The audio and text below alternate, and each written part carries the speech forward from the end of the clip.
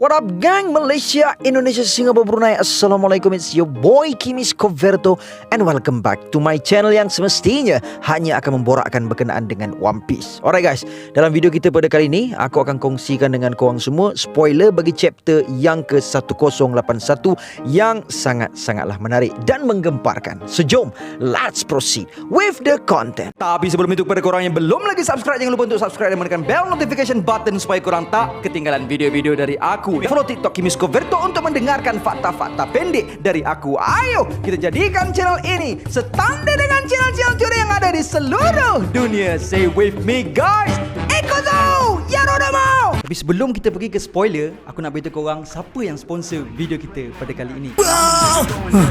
Ya Allah, robot apa pula ni?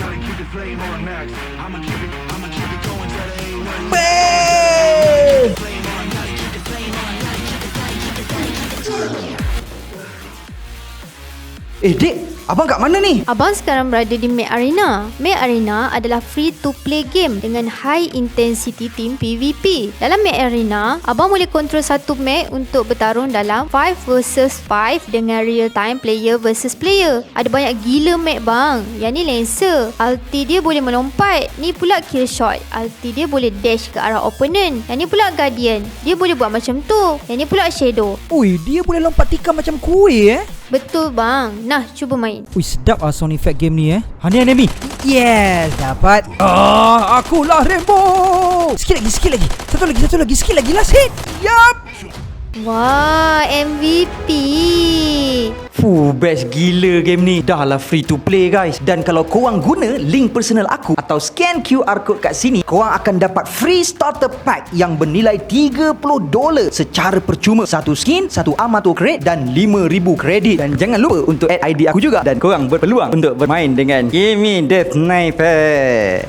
Aduh. Jom saya hantar abang balik. Download Mac Arena hari ini.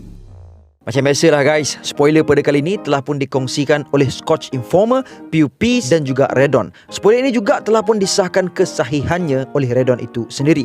Menurut leakers, tajuk bagi chapter yang ke-1081 nanti bakal berjudul dengan 10th Titanic Captain, Kuzan. Kalau tengok daripada tajuk ini sahaja pun kita dah boleh agak dah sebenarnya chapter kali ini akan fokus kepada watak siapa kan. Yang menariknya bagi aku di sini adalah ternyata teori dan sangkaan kita semua sebelum ini yang mengatakan bahawa Kuzan adalah the 10th Titanic Captain bagi Blackbeard Pirates itu adalah benar sekali. Yelah kan geng, kemana lagi Oda Sensei nak bawa kita semua kalau bukan ke situ dah. Kalau dah semua higher ranking Blackbeard jadi Titanic Captain, so tinggal si Aokiji ni je lah yang paling sesuai untuk jadi Captain Titanic yang ke-10 kan. Lagipun Aokiji ni bukan calang-calang punya orang, bekas Admiral Marine kot si Kuzan ni. So maknanya level-level kekuatan si Aokiji ni berkemungkinan yang paling tinggi dalam kalangan the Titanic Captain. Yelah, mesti Aokiji dan Admiral yang lain yang berjaya untuk menewaskan tahanan level 6 dekat Impel Down tu. Kalau tak, macam mana lanun-lanun tu semua boleh kena tangkap kan. So possibly Aokiji ni merupakan kru kedua terkuat dalam Blackbeard Pirates selepas daripada Marshal D. Tish itu sendiri. Spoiler juga mendedahkan kepada kita semua bahawa semasa Aokiji Kuzan mula-mula menyertai Blackbeard Pirates, Tish sendiri telah pun bertanya kepada Kuzan tentang seorang lelaki yang disebut sebagai the man with the burn scar. Hal ini demikian kerana lelaki yang dimaksudkan oleh Blackbeard itu dikatakan merupakan pemilik kepada the last road poneglyph. Masya Allah, mantap lah guys, mantap habis. Akhirnya kita bakal didedahkan di manakah keberadaan the last road poneglyph dan siapakah yang memiliki road poneglyph tersebut. Patutlah sebelum ni Kid Pirates nak cari the man with the burn scar ni geng. Masa Kid mention pasal watak ini dalam chapter yang ke-1056 hari tu, macam-macam teori yang muncul tentang watak misteri ini. Ada yang mengatakan bahawa sebab kenapa Kid mencari watak ini adalah kerana watak ini mampu untuk menterjemah road poneglyph. Manakala ada juga sebahagian peminat yang berteori bahawa watak misteri ini merupakan the survivor of Ohara. Akhirnya dalam chapter yang ke-1081 nanti, tahulah kita bahawa watak tersebut bukan sahaja dicari oleh Kid, bahkan Blackbeard juga ingin mencari watak tersebut kerana the man with the burn scar itu merupakan pemilik road poneglyph yang terakhir. Tapi kan geng, bila sebut pasal Kid Pirates ni, aku mula rasa tak sedar hati lah pula pasal Kid ni. Bukan apa geng, sebabnya sebelum ni aku dan beberapa penteori yang lain menggunakan hujah bahawa Kid masih lagi belum mati kerana Kid masih ada tugasan untuk berjumpa dengan the man with the burn scar yang dikatakan dalam chapter yang ke-1056 sebelum ini. Tapi nampak gayanya Oda Sensei seolah-olah mendengar teori daripada para peminat dan terus mengalihkan tugasan mencari lelaki berparut ini kepada Blackbeard. Seolah-olah Oda Sensei nak jawab yang Kid dah pun mati dan tugasan yang disebut oleh Kid dalam chapter yang ke-1056 ini Oda telah pun serahkan kepada Blackbeard. So sekarang sudah tiada tujuan lagi untuk Oda terus menggunakan watak Eustace Captain Kid ini. Tapi macam mana pun geng, untuk mengetahui keadaan terkini Kid Pirates ini, kita kenalah tunggu dalam chapter-chapter yang akan datang. Sebabnya dalam chapter yang ke-1081 ini nanti dikatakan bahawa tidak ada langsung maklumat tentang Kid Pirates dan juga Shanks yang telah pun bertarung di Pulau Elbaf. Yes, Kid Pirates memang dah ditewaskan oleh Shanks berdasarkan chapter yang ke-1079 yang lalu. Tapi apa yang peminat nak tahu sekarang adalah sama ada Kid dan nakamanya masih hidup ataupun mereka semua telah pun mati di telan laut. Guys, poin yang seterusnya ini sangatlah menarik guys. Kita dikatakan bahawa Garp, the hero of Meereen, bakal berlawan dengan anak murid pertama yang pernah diajar oleh Garp itu sendiri, dan musuh Garp pada kali ini adalah Aokiji Kuzan. Ternyata hubungan Garp dengan Kuzan ini bukan biasa-biasa geng.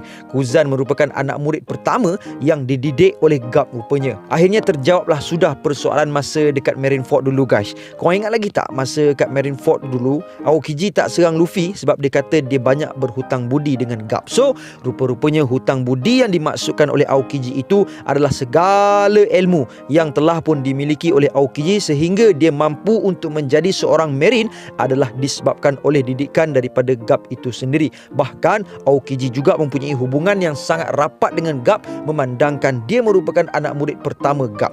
Korang tengoklah kan, kalau Kobe tu pun Garp sayang disebabkan oleh Kobe adalah anak murid Garp. So takkanlah anak murid pertama Garp ni dia tak sayang kan.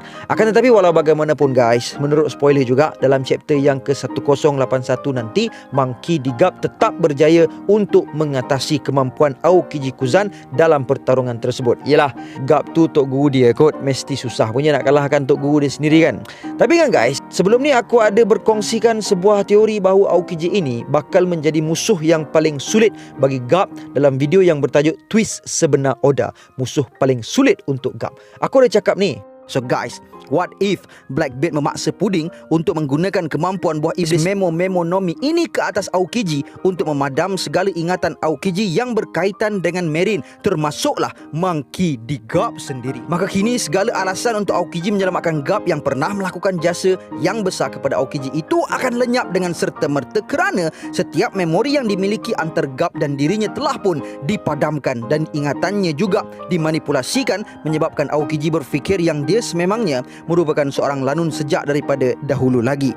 Yes, mungkin ada antara korang yang cakap Aokiji ni kuat kot, macam mana dia nak terkena dengan helah puding ini. Aku berpendapat yang Aokiji ini mampu untuk dilemahkan oleh Blackbeard disebabkan dia adalah seorang Devil Fruit user dan memandangkan sifat yang dikeluarkan oleh buah iblis Blackbeard persis dengan air laut yang mampu membatalkan kuasa buah iblis, maka ianya mampu untuk melemahkan Devil Fruit user. Jadi berkemungkinan disebabkan oleh hal yang demikianlah Blackbeard akan mampu untuk memanipulasi memori Aokiji ini. Sekiranya perkara ini benar-benar berlaku, maka pastinya Aokiji akan menjadi musuh yang paling sukar untuk dilawan oleh Monkey D. Garp. Aku mengatakan hal yang demikian adalah kerana kita dapat tengok yang Garp ini merupakan seorang yang mempunyai hati yang tisu. Maksud aku, walaupun dia merupakan seorang fighter yang kuat, tapi bila berhadapan dengan orang yang dia sayang, dia akan jadi lemah. Tengoklah macam mana Luffy mampu untuk tumbuk Garp sampai Garp terbang lah masa dekat Marineford dulu kan. Garp juga pernah mengatakan kepada Ace bahawa dia tidak akan bertoleransi dengan jenayah, akan tetapi Tetapi bila masuk bab keluarga, maka ianya menjadi satu kisah yang berbeza. Padahal si Ace tu bukannya keluarga Gup pun kan. Ace tu anaknya Roger, tapi disebabkan oleh betapa rapatnya Gup dengan Ace, maka dia berasa kesian kepada Ace. Jadi aku berpendapat yang Gup juga pastinya mempunyai perasaan yang sama kepada Aokiji, memandangkan dia pernah melakukan sesuatu yang sangatlah besar untuk Aokiji pada suatu masa dahulu. Walaupun ingatan Aokiji telah dipadamkan, akan tetapi memori milik Gup masih lagi kekal di dalam kepalanya itu. Maka aku yakin sekiranya teori aku ini benar-benar terjadi, maka Aokiji bakal menjadi musuh yang paling sulit untuk dihadapi oleh Gup. So mungkinkah dengan penambahan maklumat bahawa Aokiji merupakan anak murid pertama Gup ini akan membenarkan teori aku ni guys? Kau rasa macam mana gang? Please drop your comment down below. Okay? Selain daripada itu, apa yang menarik bagi aku juga adalah bahawa dengan maklumat Gup yang bakal berlawan dengan Aokiji di Hachinosu nanti, maka terjawablah lagi satu persoalan yang bermain di fikiran kita dalam chapter yang ke-1078 sebelum ini, yang mana akhirnya kita mengetahui bahawa Aokiji Kuzan tiada di dalam kapal Blackbeard yang kini sedang menuju ke Egghead Island itu. Ataupun what if sebenarnya Aokiji Kuzan benar-benar berada di atas kapal tersebut dan watak Aokiji yang sedang berhadapan dengan Monkey D. Gup di Pulau Hachinosu ini hanyalah sebuah penyamaran daripada Katarina Devon sahaja. Memandangkan Blackbeard Pirates mengetahui bahawa Aokiji adalah anak murid pertama yang dimiliki oleh Gup, maka Katarina Devon telah pun menyamar sebagai Aokiji untuk mengganggu konsentrasi dan emosi Gup dengan cara yang demikian. Dan disebabkan oleh Gup sangat mengenali Aokiji, maka Gup dapat mengesan bahawa Aokiji yang berada di hadapannya itu adalah Aokiji yang palsu, menyebabkan Gup langsung tidak teragak-agak untuk menyerang Kuzan yang berada di hadapannya itu. Ni sedikit wild teori lah kan guys, tapi tak mustahil juga bagi aku untuk Oda melakukan twist yang seperti ini. Sebab itulah aku share dekat korang teori aku ni. So kalau menurut korang pula macam mana? Menarik tak kalau teori aku ni benar-benar berlaku? Dan dalam chapter ini juga, akhirnya keputusan perlawanan di antara Blackbeard Pirates menentang Heart Pirates telah dimuktamadkan di Winner Island, dan ternyata pemenangnya adalah Marshall D. Teach. Tapi berita baik kepada peminat-peminat law, Trafalgar Law masih lagi hidup. Well, aku tak nak bercakap banyak soal ini sebab aku dari awal lagi dah bagi tahu aku kalau boleh tak nak kedua-duanya menang ataupun kalah, dan sangat-sangat harapkan ada third party yang datang untuk intervene pertarungan dorang. Tapi itulah, kalau tengokkan barisan kesebelasan utama lanun-lanun law berbanding barisan kesebelasan utama lanun-lanun Blackbeard pun kita dah boleh agak dah kan. Memang law kena satu tandukan tipis lah. Tapi apa-apa pun, Alhamdulillah juga sebab Oda tak biar kita teka-teki lama untuk tahu keputusan perlawanan dorang ni. And akhir sekali, sedikit berita sedih buat pembaca manga. Minggu depan manga bakal bercuti sekali lagi. So nampaknya April ni kita hanya ada 2 chapter sahaja, dan dikatakan untuk Mei nanti kita akan ada 3 chapter yang menanti kita. Hickory dickory dock, the mouse ran up the clock. The clock struck one, the mouse ran down. Hickory dickory dock, tick tock, tick tock.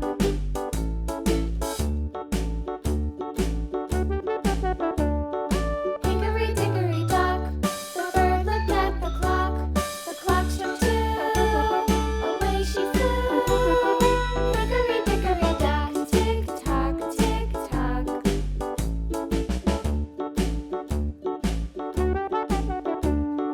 Hickory dickory dock, the dog barked at the clock. The clock struck 3, fiddly-dee. Hickory dickory dock, tick tock, tick tock.